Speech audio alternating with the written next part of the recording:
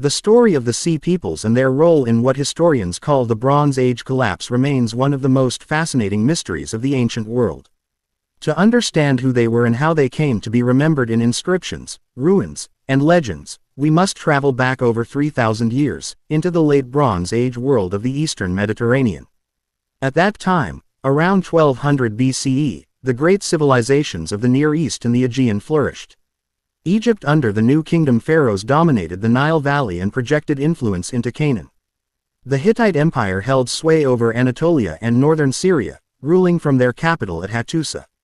The Mycenaean kingdoms of Greece, heirs of the Minoans, controlled palaces and fleets across the Aegean. The city of Ugarit was a thriving commercial hub linking Mesopotamia, Anatolia, and Egypt with trade networks that extended far across the seas. This was a period of international diplomacy, cultural exchange, and economic complexity that historians often liken to globalization in the ancient world. Yet in the space of only a few decades, this interconnected system fractured, many great cities were destroyed, and entire states fell into ruin. The question of who or what caused this collapse has preoccupied scholars for generations, and central to that discussion is the enigma of the so-called Sea Peoples.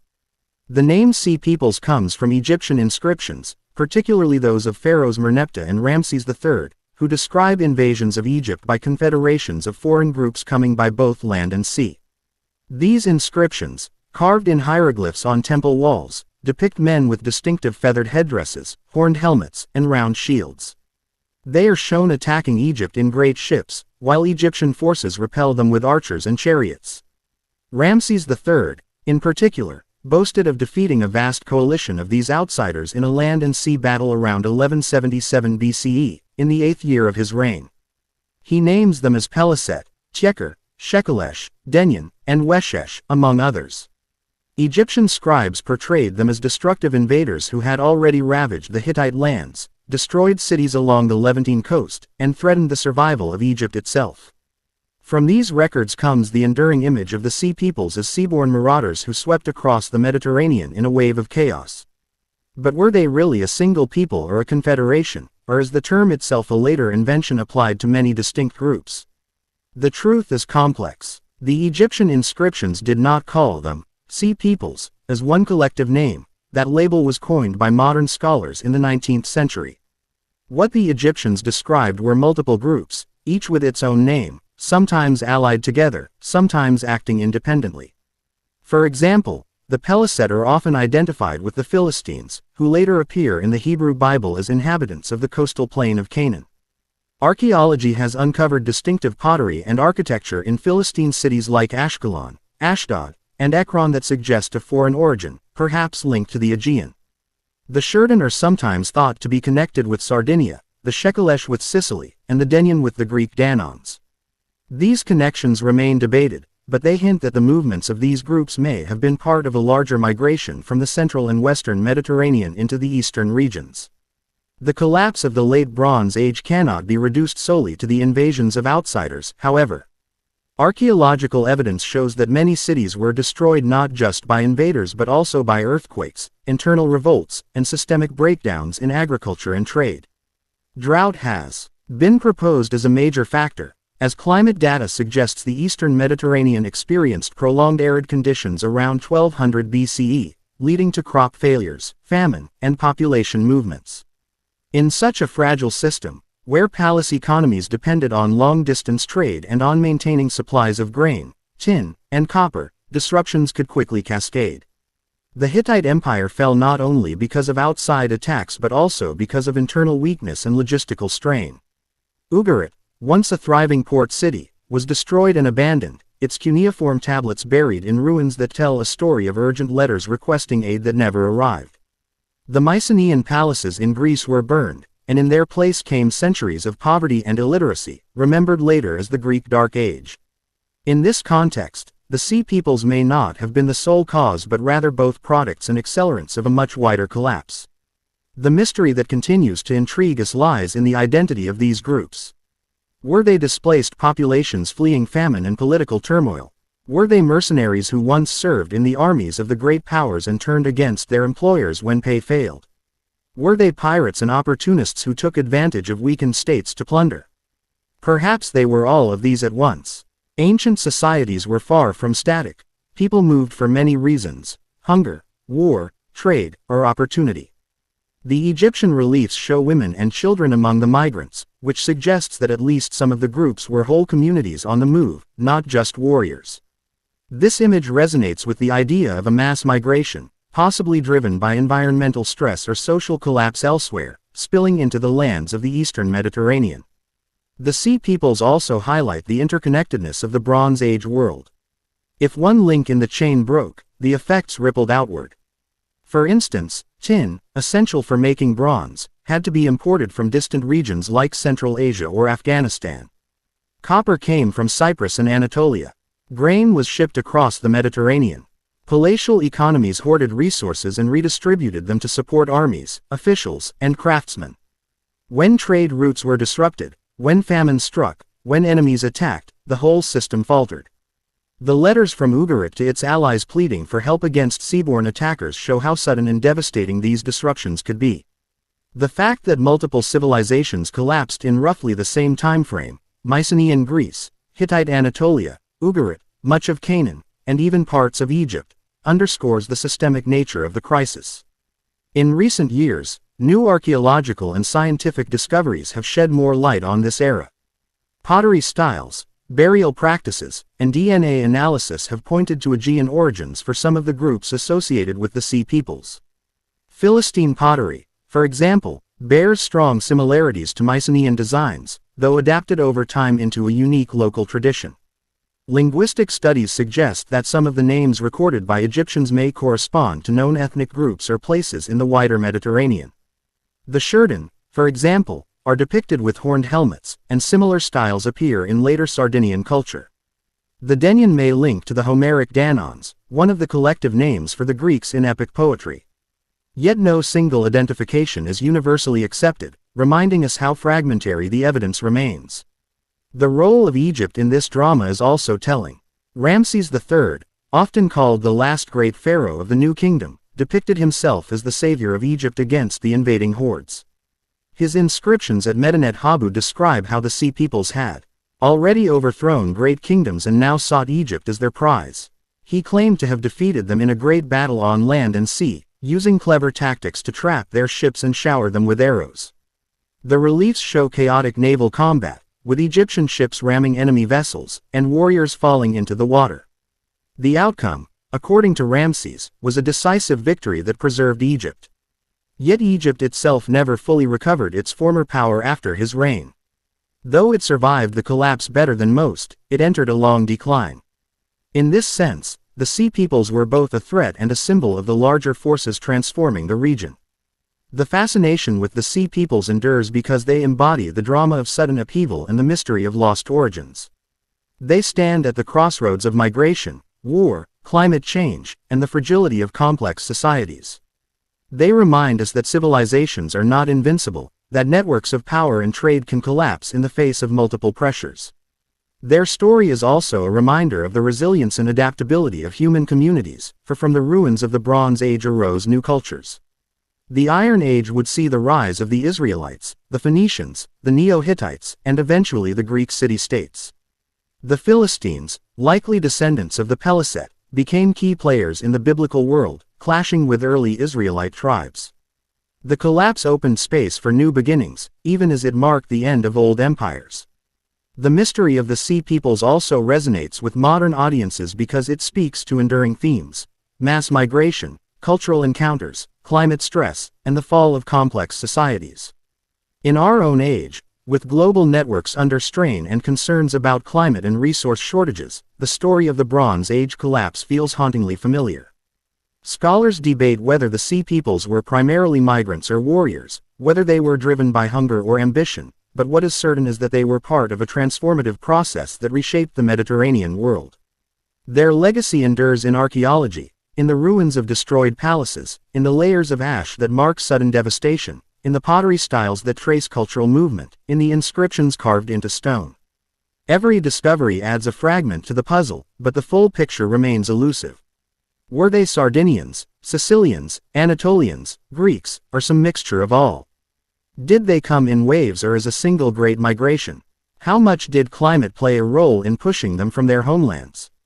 These questions keep the mystery alive and make the Sea Peoples one of the most captivating enigmas of ancient history. In the end, the Sea Peoples were not a single people but a phenomenon, an expression of the turbulence of their age. They were migrants and warriors, destroyers and settlers, invaders and new neighbors. They were remembered by Egyptians as enemies but also became part of the tapestry of the Levant, leaving traces in Philistine cities and in later traditions. The Bronze Age collapse was not caused by them alone, but they were emblematic of it. Their story is the story of how fragile greatness can be, how empires can crumble, how human communities adapt and transform. It is a story that continues to echo across millennia, as we look back at those turbulent centuries when the old world fell apart and a new world began. Before the collapse, the Late Bronze Age was a period of prosperity and interconnection across the eastern Mediterranean. Egypt's New Kingdom, the Hittite Empire, and the Mycenaean kingdoms dominated politics, while Ugarit thrived as a commercial hub. Trade networks stretched from Mesopotamia to Cyprus, importing tin, copper, and luxury goods. Diplomacy was conducted through written correspondence in cuneiform, reflecting a level of international cooperation. Palatial economies redistributed resources, supporting armies, craftsmen, and administrators. It was a time of stability and wealth, but also of heavy dependence on fragile systems of trade and agriculture. When disruption struck, collapse was swift. Around 1200 BCE, the interconnected world of the Bronze Age fractured in a wave of destruction that spread across the region. Great cities like Ugarit, Hattusa, and Mycenaean palaces were destroyed or abandoned. Entire kingdoms vanished within decades, and population levels declined dramatically. The collapse was not confined to one area, it affected Greece, Anatolia, the Levant, and Egypt. The system's fragility meant that once food supplies, trade, and political alliances broke down, recovery was impossible. Archaeologists find evidence of widespread destruction layers, abandoned sites, and a sudden halt in writing systems that had endured for centuries. Much of what we know about the Sea Peoples comes from Egyptian inscriptions. Pharaoh Merneptah I recorded a victory over invaders in the late 13th century BCE, while Ramses III left detailed accounts of a massive attack around 1177 BCE. Egyptian scribes described vast groups moving by land and sea, destroying kingdoms and threatening Egypt itself. Temples like Medinet Habu preserve carved reliefs of chaotic battles showing Egyptian archers, chariots, and ships clashing with foreign invaders. These records present Egypt as triumphant, but they also confirm that Egypt faced unprecedented external threats during the collapse. The Egyptian inscriptions do not describe one single people but multiple groups. Among the names recorded are the Peliset, Shurdan, Shekelesh, Denyen, Tjeker, and Weshesh. Some scholars connect the Peliset with the Philistines, later well known from biblical texts. The Shurdan are thought to be linked with Sardinia, the Shekelesh with Sicily, and the Denyen with the Greek Danons. While these identifications remain debated, the diversity of names shows that the Sea Peoples were not a unified ethnicity but a loose confederation of groups who may have shared a common goal of finding new lands. Egyptian reliefs give valuable insights into the Sea Peoples' appearance. They are depicted wearing feathered headdresses, horned helmets, and carrying round shields. They wielded long straight swords and spears, fighting both as infantry and aboard ships. Their naval vessels, shown in Egyptian art, were distinct from Egyptian designs, with high curved prows and sterns. These depictions highlight their seafaring skills and martial strength. The detailed imagery suggests the Egyptians encountered them firsthand in battle. The uniqueness of their arms and attire also points to varied cultural origins, supporting the idea that multiple regions contributed to their identity. The Egyptian accounts depict not only warriors but also families, women and children accompanying the groups. This suggests the Sea Peoples were not simply raiders but whole communities migrating together. Such evidence points to a movement of peoples rather than just military campaigns. Some may have been fleeing famine, drought, or political upheaval in their homelands, while others may have sought new opportunities in the wealthier eastern Mediterranean. This distinction is crucial, as it implies that the Sea Peoples were both invaders and settlers, bringing not just war but also cultural influence into the regions they entered. The origins of the Sea Peoples remain debated. Many scholars suggest they came from the Aegean region, displaced by instability in Mycenaean Greece. Others link them to Sardinia, Sicily, or Anatolia, based on the names recorded by Egyptians. The Philistines, often associated with the Peliset, settled in Canaan and left behind cultural traces of Aegean influence in their pottery and architecture. These connections indicate that the Sea Peoples may not have been from one location but rather a collection of displaced groups from across the wider Mediterranean. Their diversity complicates efforts to define their true homeland.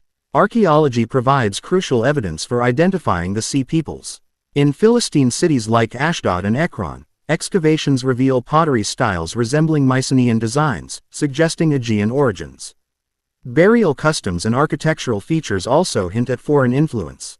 DNA studies further support links between Philistine populations and southern Europe. These findings align with Egyptian accounts that describe migrations rather than simple raids. Evidence of destroyed cities and cultural shifts across the Levant indicates the Sea Peoples played a significant role in reshaping the region. Still, archaeology cannot provide definitive answers, leaving much of their identity uncertain. One of the most dramatic pieces of evidence from the collapse comes from Ugarit. Cuneiform tablets found in the ruins include urgent pleas for help as enemies attacked by sea. These letters were never delivered, buried in the ash of the destroyed city. They confirm that the attacks were sudden and devastating, leaving little time for defense or assistance. Ugarit, once a major commercial hub, was abandoned and never rebuilt. The story of its destruction highlights the rapid collapse of Bronze Age trade networks and the vulnerability of even wealthy and well-connected states to sudden assaults. The Sea Peoples were part of a much larger process of collapse. Climate evidence suggests prolonged droughts reduced agricultural output, leading to famine and population movements. Earthquakes destroyed cities, while internal revolts weakened states. The reliance of palace economies on long-distance trade made them particularly fragile. When supplies of tin or grain failed, entire systems broke down. The Hittites fell, Mycenaean Greece entered a dark age, and Ugarit disappeared. Egypt alone survived, though weakened. The combination of environmental stress, internal instability, and external invasion created a perfect storm that shattered the Bronze Age world. Around 1177 BCE, Ramses III faced a massive invasion of the Sea Peoples. His inscriptions at Medinet Habu describe a dramatic battle both on land and at sea. Egyptian forces used archers and chariots to hold the invaders at bay, while naval forces trapped enemy ships and destroyed them with volleys of arrows. The reliefs depict chaotic scenes of combat, with ships colliding and warriors falling into the water. Ramses claimed total victory, capturing and killing large numbers of enemies. This battle was one of the last great triumphs of Egypt's new kingdom, preserving it for a time. Although Egypt survived the invasions, the effort drained its resources and marked the beginning of decline.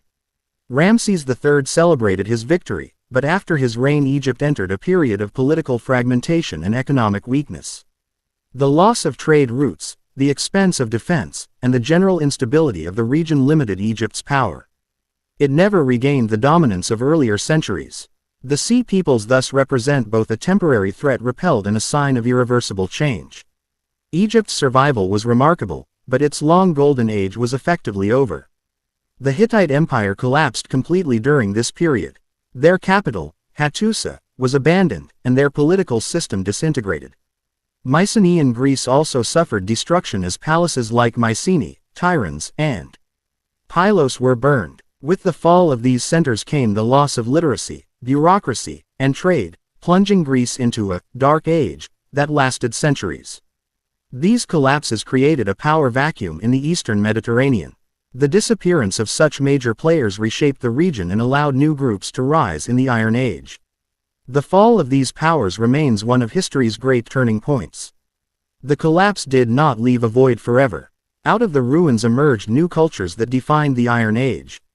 The Israelites began to establish themselves in the highlands of Canaan.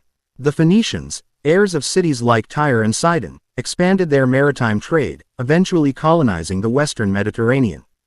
The Philistines, likely descendants of the Peliset, built strong cities along the coastal plain and became central figures in biblical history. These groups adapted to the changed world, using iron tools and weapons instead of bronze. In many ways, the destruction cleared the way for fresh beginnings. Why did the Sea Peoples move? Scholars suggest multiple motivations. Prolonged droughts may have driven people from their homelands in search of food. Political turmoil in Mycenaean Greece or Anatolia may have displaced warriors and communities. Some could have been mercenaries who served in Bronze Age armies and turned to raiding when payments ceased. Others may have been opportunistic raiders drawn by weakened states. Likely, the Sea Peoples were a mix of these, some forced by necessity, others seeking advantage.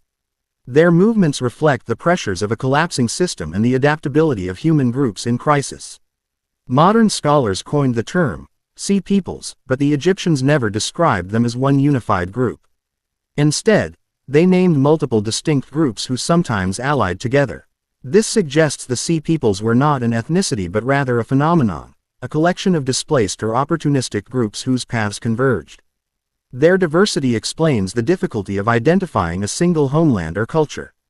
They came by land and sea, in waves, with different goals. Some settled permanently, others vanished into history. Understanding this diversity helps explain why their legacy is both mysterious and widespread across the Mediterranean. The Bronze Age collapse highlights how dependent complex societies are on fragile systems. Palatial economies relied on imported metals, long-distance trade, and agricultural surpluses. When drought, invasion, and political instability disrupted these links, collapse followed quickly. The Sea Peoples were both a cause and a symptom of this fragility. Their movements took advantage of weakened states, but they too were likely driven by wider systemic failures. The lesson is that even powerful empires are vulnerable when their foundations rest on unstable networks. The Bronze Age world teaches us that interconnectedness brings prosperity but also risk. The story of the Sea Peoples and the Bronze Age collapse resonates today. Issues of climate change, resource scarcity, mass migration, and geopolitical instability mirror some of the pressures faced over 3,000 years ago. Just as drought may have driven populations to move in search of survival, so too do environmental and political crises drive migration today. The fragility of globalized systems, dependent on trade routes and supply chains, echoes the vulnerabilities of the late Bronze Age. This connection is why the mystery of the Sea Peoples continues to capture interest. It feels hauntingly relevant. Despite centuries of study, the true identity of the Sea Peoples remains elusive. Archaeology, inscriptions, and linguistics provide clues, but no definitive answer.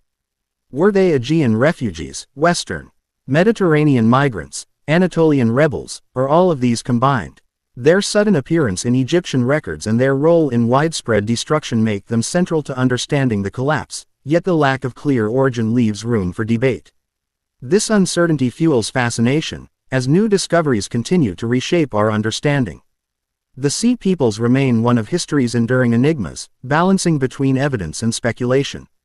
Though remembered as destroyers, the Sea Peoples also contributed to the formation of new cultures. The Philistines became an influential part of the Levant, remembered in biblical tradition. The collapse they accelerated made way for the rise of Phoenicians, Israelites, and later Greek city-states. Their story is one of both endings and beginnings, destruction and renewal. They symbolize the turbulence of human history, when migration and conflict reshape entire worlds. Their legacy is not only in ruins and inscriptions but also in the new civilizations that arose from the chaos they helped unleash.